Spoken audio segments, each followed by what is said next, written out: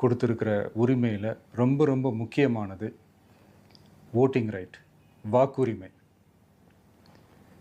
ஒரு மனுஷன் உயிரோடு இருக்கான்றதுக்கு அடையாளமாக இருக்கிறதுல அவனோட ஓட்டுரிமை ரொம்ப முக்கியம். அதனால தான் voting is not only our right but also our life. ஒரு முக்கியமான விஷயத்தை பற்றி இப்போ நான் உங்ககிட்ட ஷேர் பண்ண போகிறேன். இது நான் ஃபஸ்ட்டு கேள்விப்பட்ட உடனே எனக்கே ரொம்ப ஷாக்கிங்காக தான் இருந்தது. இப்போ நான் பேசிகிட்ருக்கிற இந்த நேரத்தில் தமிழ்நாட்டில் இருக்கிற நம்ம யாருக்குமே ஓட்டு போடுற உரிமையே இல்லைன்னு சொன்னால் நம்புவீங்களா? நான் நீங்கள் உட்பட யாருக்குமே அது இல்லை. நான் பயமுறுத்துறேன்னு நினைக்காதீங்க, அதுதான் நிஜமும் கூட. கொஞ்சம் ஏமாந்தால் நம்மளை மாதிரியே இன்னும் லட்சக்கணக்கான பேருக்கும் இதே நிலைமை தான். ஓட்டு போடுற அந்த உரிமையே இல்லாத மாதிரி ஒரு நிலைமை வந்தாலும் வரலாம்.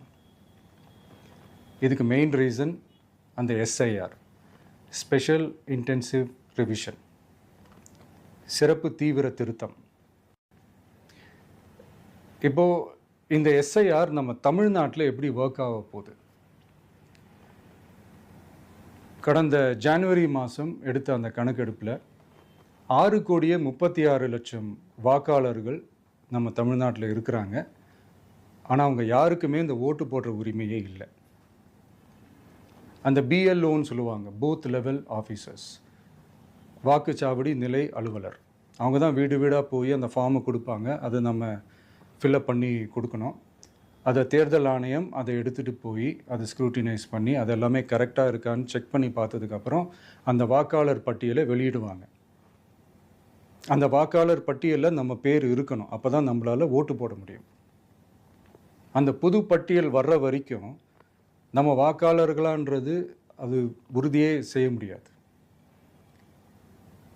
இன்கேஸ் அந்த புது பட்டியலில் நம்ம பேர் இல்லைன்னா அது ஒரு தனி ப்ராசஸ், அது ஒரு தனி ஃபார்ம், அது ஒரு தனி கிளைம்ன்ற மாதிரி அது ஒரு வேறு வேலை. ஸோ இந்த மாதிரி நிறைய சிரமங்கள் குழப்பங்கள் இருக்கிறதுனால மக்களுக்கு இது மேலே ஒரு கன்ஃபியூஷன் ஒன்று இருக்குது. இது என்ன வெரிஃபிகேஷனா இல்லை ஒரு மறைமுக ரீரெஜிஸ்ட்ரேஷனா இல்லை இது ஒரு நியூ ரெஜிஸ்ட்ரேஷன் மாதிரியே தானா அப்படின்ற மாதிரி நிறைய கன்ஃபியூஷன் இருக்குது. அவங்க செய்ய வேண்டியதெல்லாம் ஒன்று தான். இந்த மாதிரி வீடு வீடாக போய் அந்த என்யூமரேஷன் ஃபார்ம் நம்ம ஃபில்அப் பண்ணி கொடுக்கும்போது அதுக்கான அக்னாலேஜ்மெண்ட்டை அந்த பிஎல்ஓ அந்த ஆஃபீஸர்கிட்ட இருந்து நீங்கள் வாங்கிக்கணும். அது ரொம்ப ரொம்ப முக்கியம். இது நான் சொல்கிறது வாக்காளர் பட்டியலில் ஆல்ரெடி உங்கள் பேர் இருக்கிறவங்களுக்கு நான் சொல்கிறேன். இப்போ புது வாக்காளர்கள், ஃபஸ்ட் டைம் ஓட்டர்ஸ், அவங்களுக்கு ஃபார்ம் 6ன்னு ஒன்று இருக்குது. அதை நீங்கள் ஃபில்அப் பண்ணி நீங்கள் உங்கள் ஏரியாவில் இருக்கிற சம்மந்தப்பட்ட அந்த உங்கள் அலுவலகத்தில் நீங்கள் டைரெக்டாகவும் சப்மிட் பண்ணலாம், இல்லை நீங்கள் ஆன்லைன்லேயும் சப்மிட் பண்ணலாம். அப்படி ஆன்லைனில் நீங்கள் சப்மிட் பண்ணிங்கன்னா அதுக்கான ஸ்க்ரீன்ஷாட்டை எடுத்து வச்சுக்கோங்க. ஃபோனில் மெசேஜ் வரும், அதை சேவ் பண்ணி வச்சுக்கோங்க. அப்ராடில் இருக்கிறவங்க கூட அந்த எஸ்ஐஆர் ஃபார்மை டவுன்லோட் பண்ணி நீங்கள் அதை ஃபில்அப் பண்ணி சப்மிட் பண்ணலாம். அதுக்கான அக்னாலேஜ்மெண்ட்டை வாங்கி வச்சுக்கோங்க. ரொம்ப முக்கியமாக உங்களோட பிஎல்ஓ அந்த ஆஃபீஸர் யாருன்னு தெரிஞ்சு வச்சுக்கோங்க. இந்த தேர்தல் ஆணையம் அந்த வெப்சைட்டில் போனீங்கன்னா அந்த பர்டிகுலர் பிஎல்ஓ ஆஃபீஸரோட ஃபோன் நம்பர் கூட நீங்கள் எடுத்து வச்சுக்கலாம். இன்கேஸ் உங்களை யாரையும் ரீச் பண்ணலை இல்லை உங்களுக்கு அந்த ஃபார்ம் கிடைக்கல அப்படின்னா நீங்கள் அவரை காண்டாக்ட் பண்ணி அந்த ஃபார்மை வாங்கி நீங்கள் ஃபில்அப் பண்ணி நீங்கள் சப்மிட் பண்ணலாம். ரொம்ப முக்கியமாக அதுக்கான அக்னாலேஜ்மெண்ட்டை வாங்கி வச்சுக்கோங்க. இது எல்லாமே சரியாக செஞ்சாலும் இந்த எஸ்ஐஆர் மேலே சில டவுட்ஸ் இருக்குது.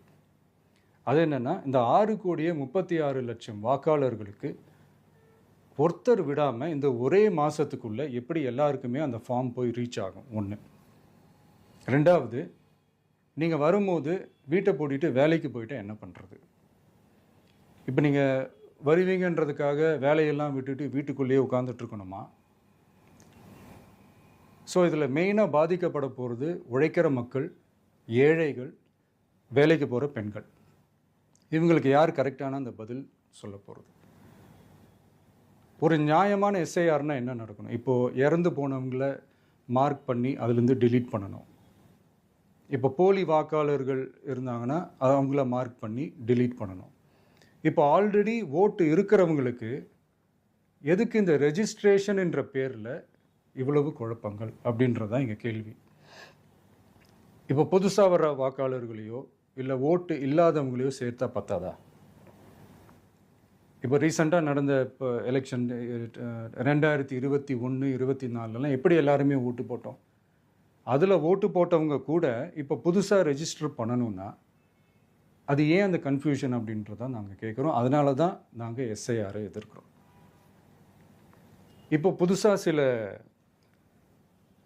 கம்ப்ளைண்ட்ஸ்லாம் வர ஆரம்பிக்குது. அது என்னென்னா முக்கியமாக நம்மளுடைய டிவிகே தோழர்களுக்கு அந்த ஃபார்ம் கிடைக்க மாட்டேங்குது, கொடுக்க மாட்டேன்றாங்க அப்படின்ற சில கம்ப்ளைண்ட்ஸ்.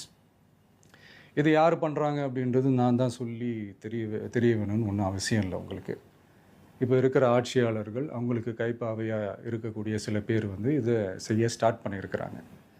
அதனால் மைடியர் வர்ச்சுவல் வாரியர்ஸ், இதை வந்து சாதாரணமாக எடுத்துக்காதீங்க. இது எல்லாருக்குமே அந்த ஃபார்ம் போய் ரீச் ஆகணும். இதில் ரொம்ப உறுதியாக இருங்க. அதையும் மீறி உங்களுக்கு அந்த ஃபார்ம் கிடைக்கலன்னா இருக்கவே இருக்கும் ஆன்லைன்.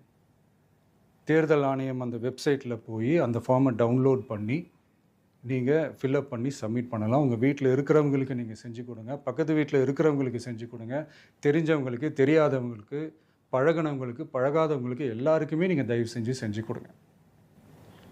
அண்ட் ரொம்ப முக்கியமாக நம்ம ஜென்சி கிட்ஸ், நம்ம ஃபஸ்ட் டைம் ஓட்டர்ஸ், நம்ம புது வாக்காளர்கள், நம்ம நண்பா நண்பிகள், அவங்க ரொம்ப கேர்ஃபுல்லாக இருக்கணும். நான் ஆல்ரெடி சொன்ன மாதிரி உங்களுக்கான ஃபார்ம், அந்த ஃபார்ம் நம்பர் 6, அதை கரெக்டான டீட்டெயில்ஸோட கரெக்டான உங்கள் டாக்குமெண்ட்ஸை வச்சு அதை சப்மிட் பண்ணுங்கள். ஏன்னா வரப்போகிற தேர்தலில் நீங்கள் தான், அந்த ஜென்சி வாக்காளர்கள் தான் மிக முக்கியமான ஒரு ஃபோர்ஸ் அப்படின்றது எல்லாருக்குமே தெரிஞ்ச ஒரு விஷயம். அதனால் உங்களை டிஸ்டர்ப் பண்ணுறதுக்கு, உங்கள் பேரை அதில் இன்க்ளூட் பண்ணாமல் செய்கிறதுக்கு என்னென்ன வேலைகள் செய்யணுமோ, என்னென்ன தில்லுமுள்ளு வேலைகள் செய்யணுமோ எல்லாமே அவங்க செய்வாங்க. இது நமக்கு எல்லா திசையிலையும் எல்லா பிரச்சனைகள் கொடுத்துட்டு தானே இருக்கிறாங்க. அது டிஃபால்ட்டாக நடந்துட்டு தான் இருக்கும். அது ஒன்றும் பண்ண முடியாது. ஸோ அந்த மாதிரி ஓட்டு போடுற விஷயத்துலேயும் அவங்க என்ன உத்தரமராக மாறவா போகிறாங்க? இப்போ நான் சில மீட்டிங்ஸ்லலாம் ரிப்பீட்டடாக ஒரு விஷயம் நான் சொல்கிறேன்ல, 2 பேருக்கு நடுவில் தான் போட்டி அப்படின்ட்டு. அது மேடைக்கு மேடை அவங்க அதை ப்ரூவ் பண்ணிகிட்டு இருக்கிறாங்க. அதனால் தோழர்களே, வரப்போகிற தேர்தலில் நம்ம யாருன்னு காட்டணும், நம்ம பலம் என்னன்னு காட்டணும். அதுக்காக அந்த பலமான, அந்த பவர்ஃபுல்லான ஆயுதத்தை நம்ம கையில் எடுக்கணும். அந்த ஆயுதம் வேறு எதுவுமே இல்லை, ஓட்டு, வாக்கு, ஜனநாயகம். அது இருந்தால் தான் நம்ம அந்த வெற்றியை நோக்கியே நம்மளால் பயணிக்க முடியும். தமிழ்நாடே அந்த வாக்குச்சாவடி முன்னாடி திரண்டு நிற்கணும். அதை பார்த்துட்டு தமிழ்நாடே தமிழக வெற்றி கழகமா, இல்லை தமிழக வெற்றி கழகம் தான் தமிழ்நாடா அப்படின்ற மாதிரி இருக்கணும். வீடுன்னு ஒன்று இருந்தால் தான் ஓடு மாற்ற முடியும்னு அறிஞர் அண்ணா அவர்கள் சொல்லியிருக்கிறாங்க. அந்த மாதிரி ஓட்டுன்னு ஒன்று இருந்தால் தான் இந்த நாட்டையே காப்பாற்ற முடியும். அப்புறம் இன்னொரு முக்கியமான விஷயம், அந்த எனிமரேஷன் ஃபார்ம் நீங்கள் ஆன்லைனில் நீங்கள் ஃபில்அப் பண்ணும்போது அதில் ஒரு சில ப்ராப்ளம்ஸ் வர்றதுக்கு வாய்ப்பு இருக்குது. அது உங்களுடைய ஓட்டர் ஐடியில் இருக்கிற உங்கள் பேரும், ஆதார் கார்டில் இருக்கிற பேரும், அந்த ஸ்பெல்லிங், இனிஷியல்ஸ் எல்லாமே ஒரே மாதிரி இருந்தால் தான் அது அக்செப்ட் ஆகும். இல்லைன்னா அக்செப்ட் ஆகாது. அது கொஞ்சம் கேர்ஃபுல்லாக பண்ணுங்கள். அது கொஞ்சம் யூசர் ஃப்ரெண்ட்லியாக இருக்கலாமேன்னு கேட்டதுக்கு அதெல்லாம் முடியாது, அதுக்கெல்லாம் வாய்ப்பு இல்லை, அதுக்கெல்லாம் ஆளுங்க இல்லை, பண்ண முடியாதுன்னு ரிப்ளை பண்ணிட்டாங்க. ஸோ அதனால் மைடியர் டிவிகே தோழர்களே, மைடியர் ஜென்சி படை பலமே, உஷாராக இருங்க, கான்ஃபிடெண்ட்டாக இருங்க. நல்லதே நடக்கும். வெற்றி நிச்சயம். மீண்டும் சந்திக்கும் வரை நன்றி.